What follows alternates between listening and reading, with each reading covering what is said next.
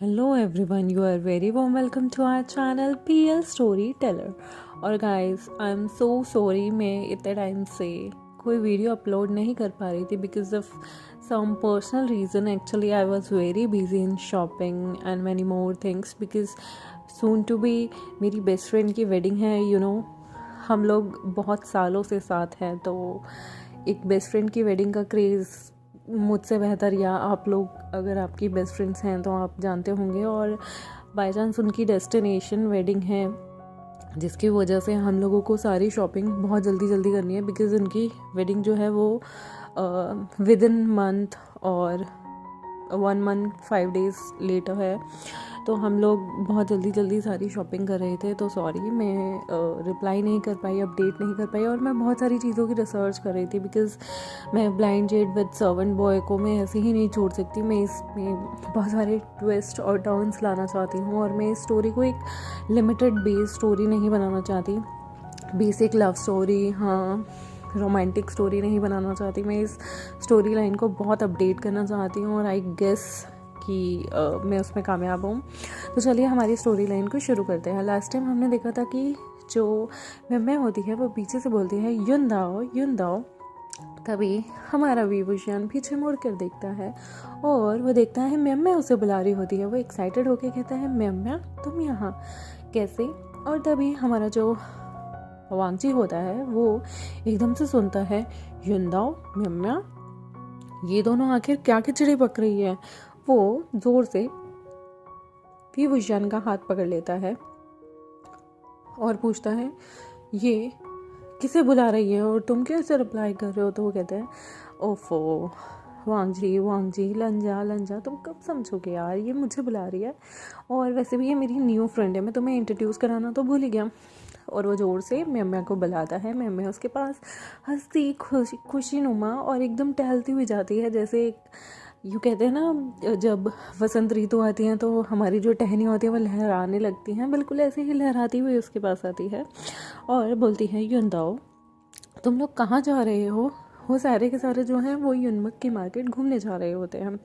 तो विभूषण कहता है म्या हम सारे घूमने जा रहे हैं, वैसे मैं तुम्हें इंट्रोड्यूस कराना चाहता हूँ।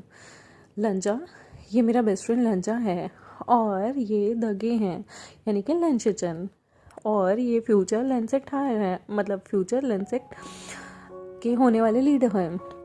और वह जंगचा और शिजा से भी उसे इंट्रोड्यूस कराता है। म्या सबके सामने बो करती है, रिस्पेक्ट देती है और विभूषण कहता है ये म्या है, कल मैं इसी की वजह से लेट हो गया था। एक्चुअली ये मुझे कल मिली थी और हम लोगों की दोस्ती हो गई और हम दोनों बातें करते करते आ रहे थे। ये सब सुनते सुनते हमारे क्यूट से लंजा को बहुत जेलसी फील होने लगती है।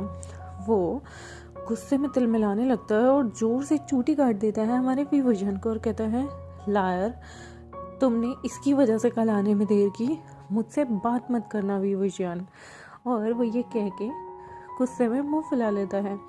तभी विभूषण कहता है लंजा ऐसी बात नहीं है, एक्चुअली कल जब हम आ रहे थे ना तो एक लेडी बेहोश हो गई थी और मुझे म्या को उनकी हेल्प करनी पड़ी, जिसकी वजह से हम लेट हो गए और तभी इसी वजह से हमारी दोस्ती गहरी हो गई।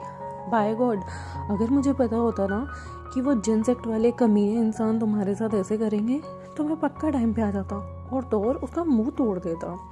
तभी म्या कहती है अरे शांत हो जाओ, वैसे भी वो लोग मेरे सेक्ट के हैं, तो मेरे सामने तो कम से कम बुराई मत करो। तो विभूषण कहता है जैसे तुम्हें पता ही नहीं है, वो जिनजुशन तो एक मॉन्स्टर है। तो म्या कहती है चल करो और ये बताओ तुम लोग कहाँ जा रहे थे। तभी विभूषण कहता है हम युनमक घूमने जा रहे हैं, तुम हमारे साथ चलोगी। ये सुनते ही हमारा लवांगची और जलन फील करता है। तभी जंगचा वहाँ आता है और कहता है हाँ बताओ, वैसे भी आजकल यहाँ पर खूबसूरत लड़कियाँ बहुत आई हुई हैं, एक खूबसूरत लड़की हमें भी ज्वाइन कर लेगी तो हमें कोई प्रॉब्लम नहीं है, क्यों विभूषण। और वो विभूषण का से कंधा मारता है। विभूषण भी कहता है हाँ वैसे भी यहाँ तुम जैसी अप्सराओं की कमी है। तभी लवंगजी और गुस्से में विभूषण के पैर पे जोर से पैर मारता है। विभूषण चिल्लाता है ओ लंजा तुम्हें प्रॉब्लम क्या है। और लंजा ना मुंह फुला लेता है। ये देख के ना लंचचन इतने हंस रहे होते हैं ना और हमारी जियांग यानली भी हंस रही होती हैं क्योंकि लंजा की जेलसी किसी से छुपी नहीं थी और विभूषण उसे तो छेड़ने में बहुत मज़ा आता था। और तभी वो कहता है कि चलो मम्मा, मैं आज तुम्हें बहुत सारी चीज़ें खिलाऊंगा। और मम्मा कहती है सच में ही बताओ, और विभूषण का हाथ पकड़ लेती है और वो उसे खींच के ले जाने वाली होती है कि दूसरी तरफ से लंजा विभूषण का हाथ पकड़ लेता है और कहता है तुम कहाँ जा रहे हो, तुम मेरे साथ जाते हो ना हमेशा, तुम इसके साथ क्यों जा रहे हो। तभी जो हमारी मम्मा होती है वो कहती है युनदाओ तुम मेरे साथ नहीं चलोगे, मैं तो यहाँ नहीं हूँ ना, मैं तुम्हारे अलावा किसी को नहीं जानती, तुम मेरे हाथ पे नहीं पकड़ सकते। तभी लंजा कहता है इसका हाथ छोड़ो वरना मैं तुम्हें मुक्का मार दूंगा। और मम्मा बेचारी डर के मारे हाथ छोड़ने वाली होती है। तभी विभीषण कहता है लंजा ऐसे किसी को नहीं कहते, वो एक गर्ल है, तुम्हें उसकी रिस्पेक्ट करनी चाहिए। लंजा कहता है विभीषण सिर्फ मेरा दोस्त है, अगर मेरे दोस्त का किसी ने हाथ पकड़ा तो मैं उसे मुक्का मार दूंगा। तभी जो हमारी मम्मा होती है उसकी ईगो हट हो जाती है और वो कहती है अच्छा मैं विभीषण का हाथ बिल्कुल नहीं छोड़ूंगी, ऐसी बात है ना, मार के दिखाओ मुझे मुक्का। तभी विभीषण उन दोनों की लड़ाई सोल्व कराता है। कभी उसे यहाँ से एक बंदा खींच रहा होता है और कभी दूसरा बंदा खींच रहा होता है, वो बेचारा तो पिस जाता है और जंगछुप उसे देख देख के बहुत ज़ोर ज़ोर से हंस रहा होता है और वो कहता है देखा देखा, सेम फीलिंग मुझे भी बड़ा होती थी जब ये पोजेसिव तुम्हारा बेस्ट फ्रेंड ना हमारी दोस्ती के बीच आता था। अब देखते हैं ये मैं से कैसे डील करेगा। ये सारे के सारे ऐसे ही लड़ते झगड़ते मज़े करते करते युनमक के पानी के पास पहुंचते हैं, किनारे पे, जहाँ पर बहुत सारा पानी, नाव होती हैं। वो सारे के सारे नाव में बैठ के घूमने की ज़िद करते हैं, मगर लंजा स्टबनली विभूषण का हाथ पकड़े रखता है। लंजा, विभूषण और हमारी मम्मा एक नाव में बैठती हैं जहाँ पे एक चप्पू मम्मा के हाथ में होता है और दूसरे चप्पू से जो नाव वाला होता है वो नाव चला रहा होता है। वो तीनों के तीनों आपस में बैठे होते हैं। विभीषण कहता है अगर तुम दोनों ऐसे ही झगड़ते रहोगे ना तो मुझे बिल्कुल मज़ा नहीं आएगा, मैं यहाँ मज़ा करने आया हूँ, मैं यहाँ तुम जैसे लोगों के बीच में लड़ने झगड़ने नहीं आया हूँ।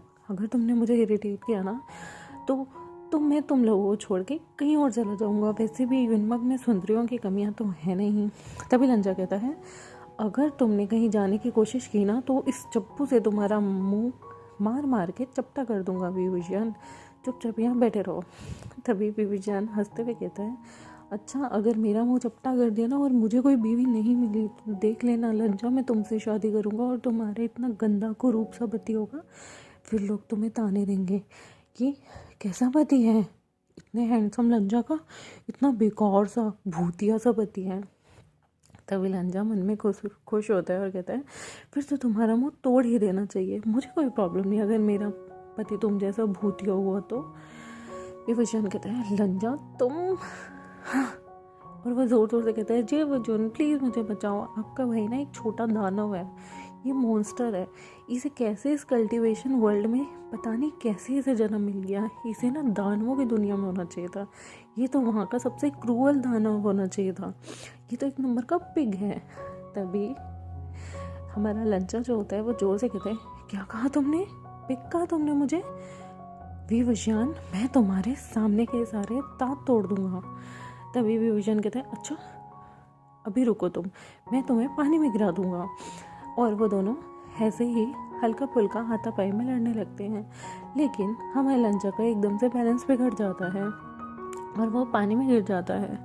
लंजा को तैरना नहीं आता था क्योंकि वो कभी घर से बाहर ही नहीं निकला था और उनका जो कोल्ड पॉन्ड होता था वो भी इतना ज़्यादा गहरा वो कभी गया ही नहीं था। तो लंजा एकदम हाथ पैर मारने लगता है। विभूषण पैनिक हो जाता है और जोर से चिल्लाता है लंजा लंजा, लेकिन लंजा को सांस नहीं आती, वो डूबने लगता है। तभी विभूषण फटाफट से पानी में कूद जाता है और लंजा को बचाता है। वो लंजा को पानी में से सेफली बचा के लेके आता है और ये सब देखते हुए सबकी धड़कनें एकदम रुक सी गई थी कि लंजा को कुछ हो तो नहीं जाएगा, बिकॉज पानी का बहाव ना थोड़ा सा तेज हो गया था और लंजा इधर उधर जा रहा था। विभूषण फटाफट से लंजा को अपनी बाहों में उठाता है और ऊपर ले आता है। लंजा उसकी बाहों में था, लेकिन लंजा जो था सांस नहीं ले पा रहा था। तभी विभीषण अपने होठों को लंजा के होठों से सांस देते हुए उसे जगाता है, होश में लाने की कोशिश करता है।